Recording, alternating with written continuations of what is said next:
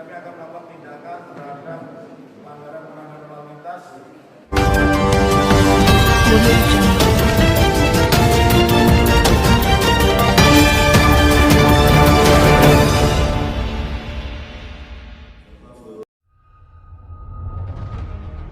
Kepolisian Resor Toraja Utara Polres Torut, Polda Sulsel menggelar kegiatan konferensi pers akhir tahun 2022 di Aula Sanika Satyawada Polres Toraja Utara Jalan Dr. Samratulangi nomor 80. Kelurahan Singki, Kecamatan Rantepao Kabupaten Toraja Utara, Sabtu tanggal 31 Desember tahun 2022.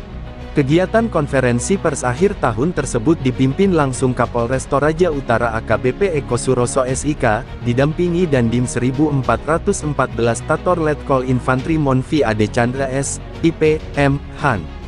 Wakapolres Toraja Utara Kompol Marten Butu, Kabak Ops Polres Toraja Utara Kompol Marten Tangalo, serta Kasih Humas Polres Toraja Utara AKP Alwi. Hadir dalam kegiatan tersebut, Kabak SDM Kompol Eliazar L. Kiding, Kasat Intelkam AKP Petrus Sandale, Kasat Reskrim AKP Eli Kendek, Kasat Samapta, AKP Veras Musrande, Kasat Narkoba Ibtu Syahrul Rajabia, Kasat Binmas AKP Lewi Tandiarung, Kasiwas Ibtu Agus Martopo, Kasat Tahti Ibda Bertidonal, serta para tamu undangan insan jurnalis media.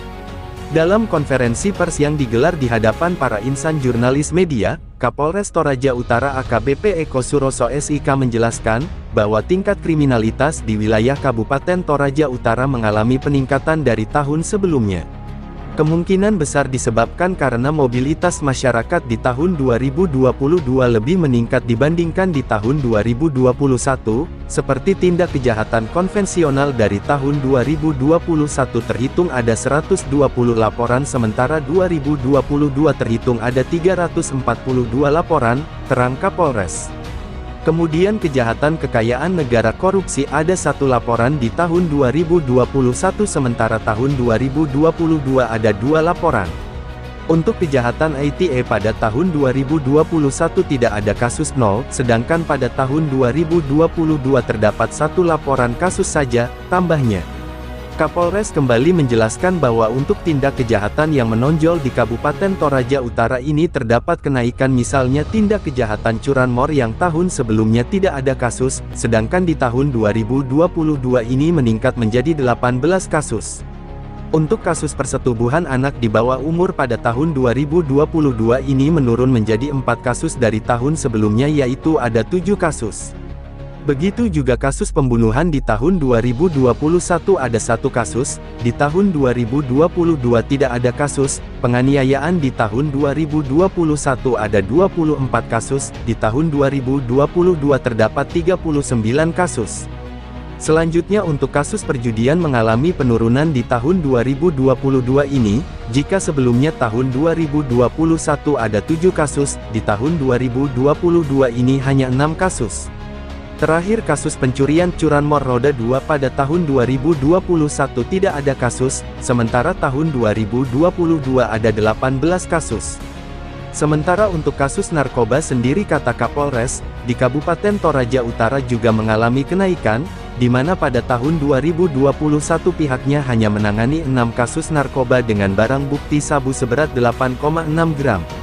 Sementara tahun 2022 ini ada 12 kasus yang ditangani dengan barang bukti sabu seberat 9,72 gram dengan 12 tersangka usia dewasa. Lanjut Kapolres, untuk penegakan aturan berlalu lintas sendiri mengalami penurunan, yaitu pada tahun 2021 yang lalu melakukan penilangan sebanyak 409 pengguna jalan dengan teguran sebanyak 539. Sementara pada tahun 2022 ini pihaknya hanya melakukan penilangan sebanyak 295 penggunaan jalan dengan teguran sebanyak 364. Terakhir untuk laka lantas pada tahun 2021 ada 86 kasus dan tahun 2022 menurun menjadi 66 kasus saja. Itu menandakan bahwa masyarakat Kabupaten Toraja Utara telah mulai sadar akan ketaatan dan keselamatan berlalu lintas di jalan, pungkas Kapolres. Dengan sekumpulan kasus capaian di atas, Kapolres Toraja Utara memberi perintah kepada seluruh jajarannya untuk lebih rutin melakukan kegiatan patroli, baik siang maupun malam khususnya di wilayah yang dinilai merupakan lokasi terjadinya lonjakan kasus pada tahun 2022.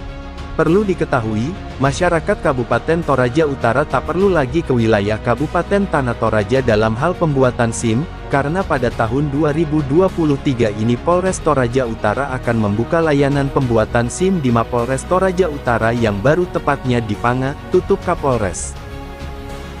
Dari Toraja, Sulawesi Selatan, di seputar Kita News Studio Channel, Muhammad Hanif mengabarkan.